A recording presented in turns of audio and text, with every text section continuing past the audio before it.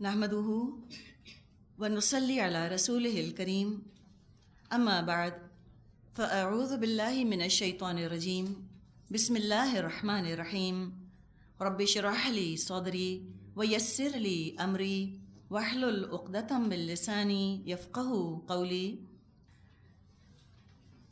सूरतुल मुनाफ़िक़ून मदनी सूरत है, 2 रुकू हैं और 11 आयात हैं। मुनाफिक लफ्ज़ जाना पहचाना है, इसके मायने आम हैं। ये लफ्ज़ कुरान में इस्तेमाल हुआ है।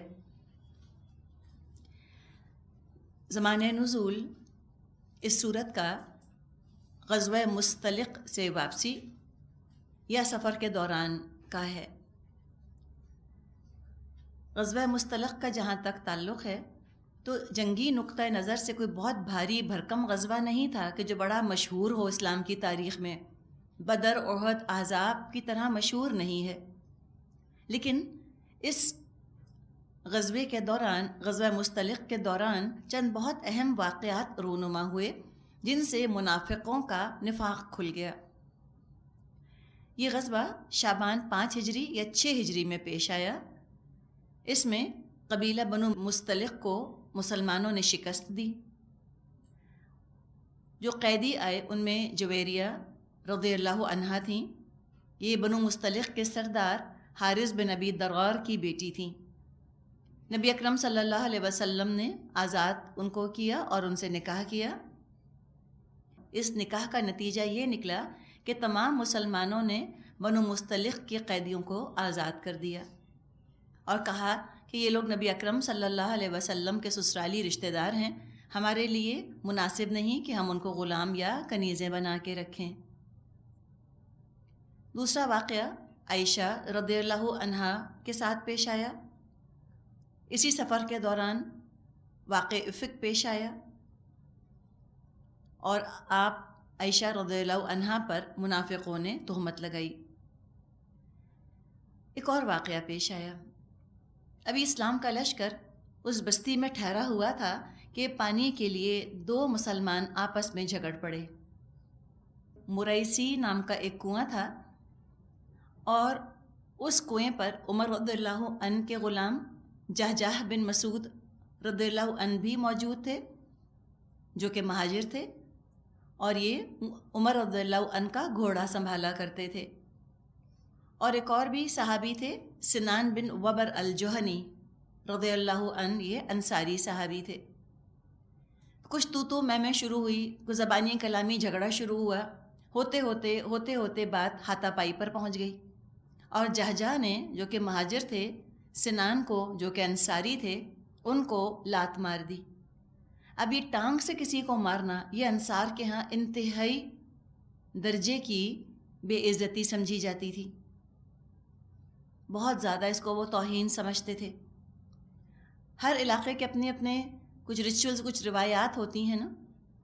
जैसे मिसाल के तौर पे हम जो यहाँ के रहने वाले हैं तो कोई अंगूठा दिखाए अगर तो बहुत बुरी बात होती है ना। हम उंगली से, इशारे से बात करते हैं ऐसे करके, अंगूठा कभी नहीं दिखाएंगे यूँ करके। लेकिन कुछ तहजीबें ऐसी हैं जहाँ उंगली से इशारा करना बहुत बुरा समझा जाता है।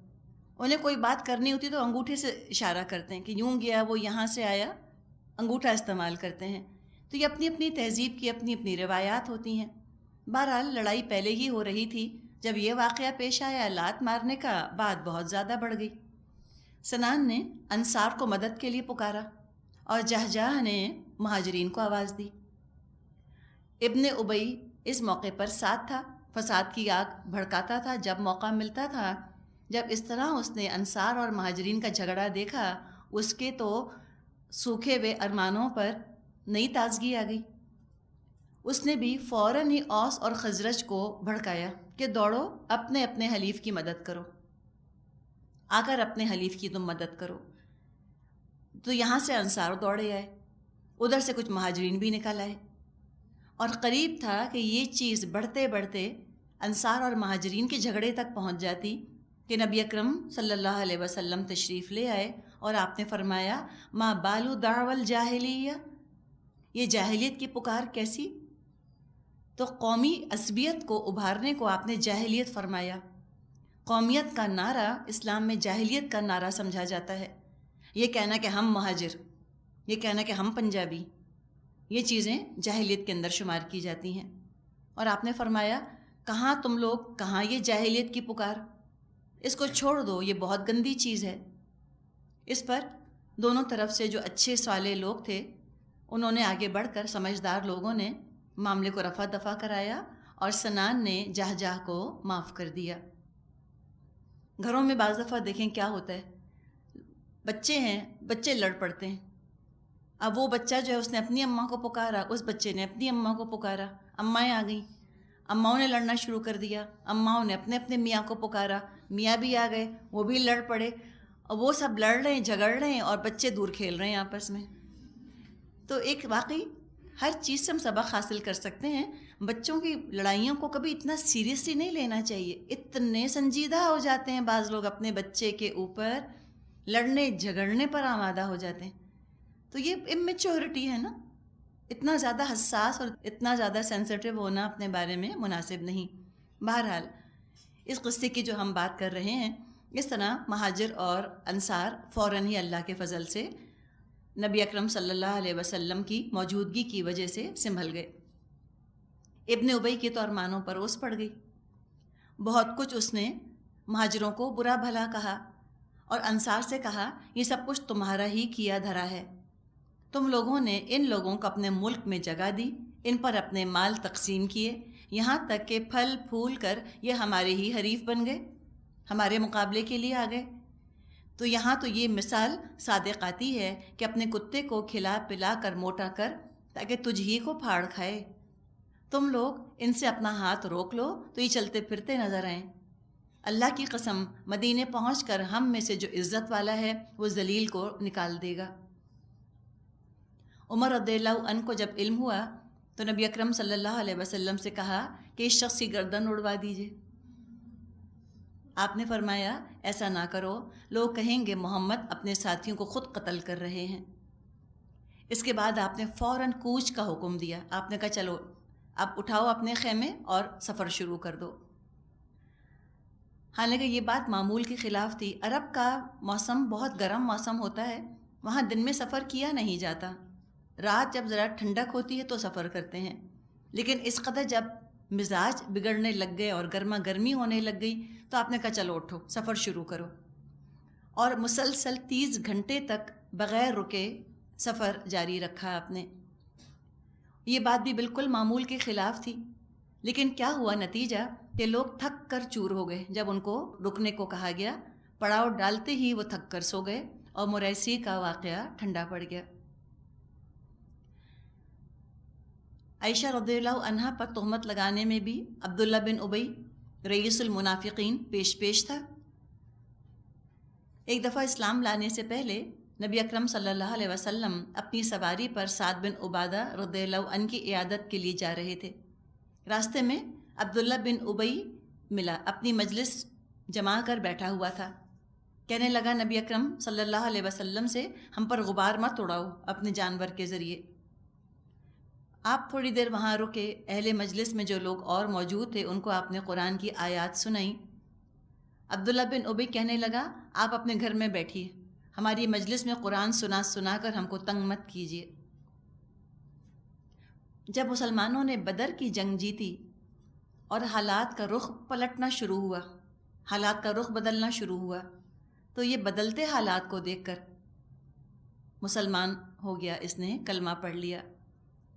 لیکن چونکہ اس کو اپنا فائدہ مسلمان ہونے میں نظر آ رہا تھا تو اس نے کلمہ پڑھ لیا، لیکن دل سے تو اسلام کا دشمن ہی رہا.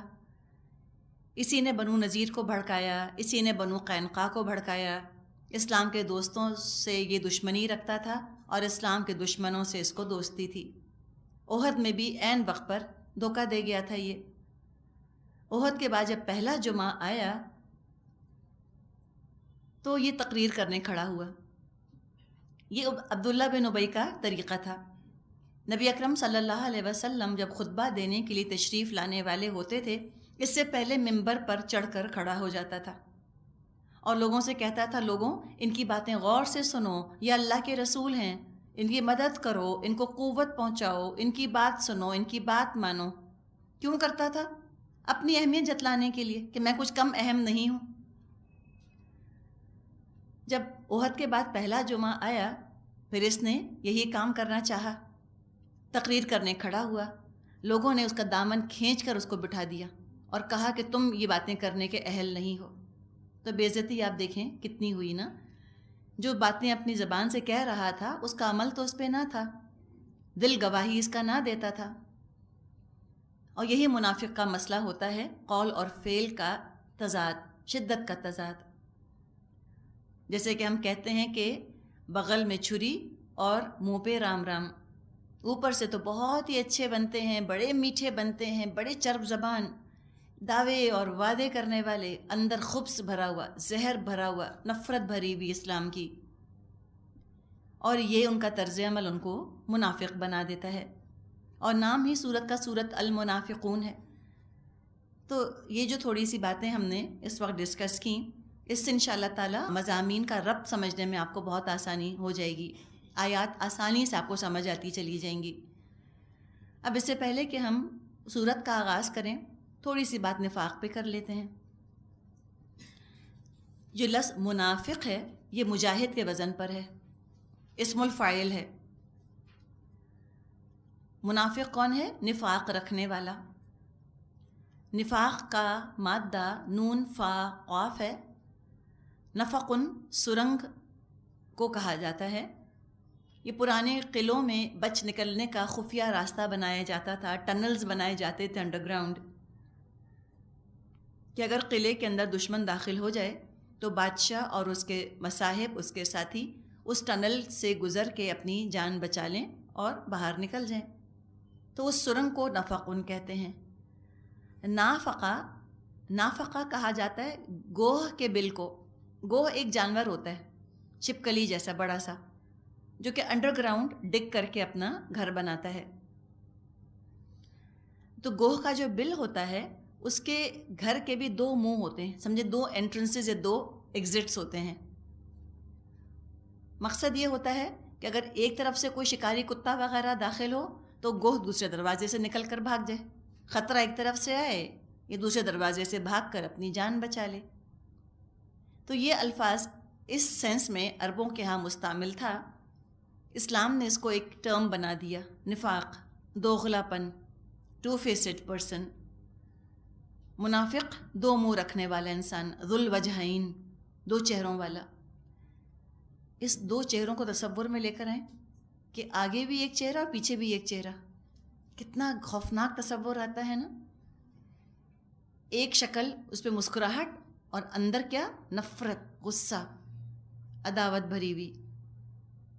سورہ بقرہ جو کہ سورہ فاتحہ کے بعد پہلی سورت آتی ہے، وہاں سے اس رویے کا ذکر ہمیں ملتا ہے، منافقوں کے رویے کا۔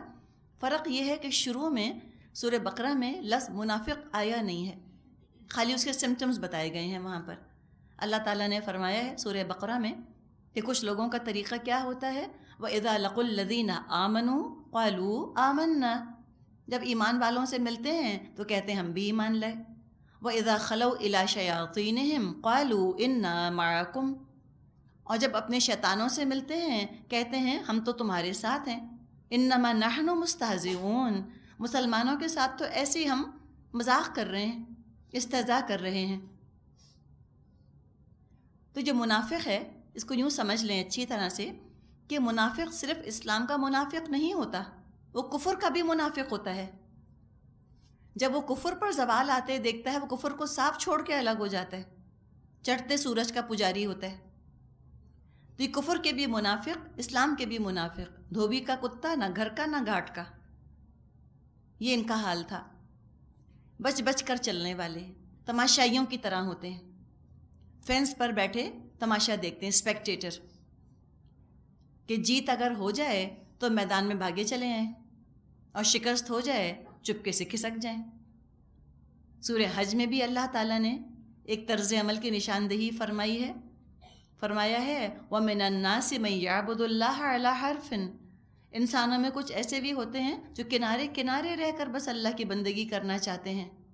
فَإِنْ أَصَابَهُ خَيْرٌ اطْمَأَنَّ بِهِ، اگر تو کوئی خیر ان کو مل جائے بہت خوش ہو جاتے ہیں. وَإِنْ أَصَابَتْهُ فِتْنَةٌ انقلب عَلَى وَجْهِهِ، اگر کوئی فتنہ ان پر آ جائے اوندھے منہ الٹ جاتے ہیں، پلٹ جاتے ہیں. تو یہ اسلام میں اس گارنٹی کے ساتھ آنا کہ نماز پڑھنے سے، روزے رکھنے سے، قرآن پڑھنے سے ہماری دنیاوی زندگی میں برکت ہوگی اور خوشیاں آئیں گی، ہماری خواہشات پوری ہوں گی، تب تک خوش رہتے ہیں. جو ہی کوئی مشکل آتی ہے، کوئی پریشانی آتی ہے، اسلام کے سر پہ اس کا الزام دھر دیتے ہیں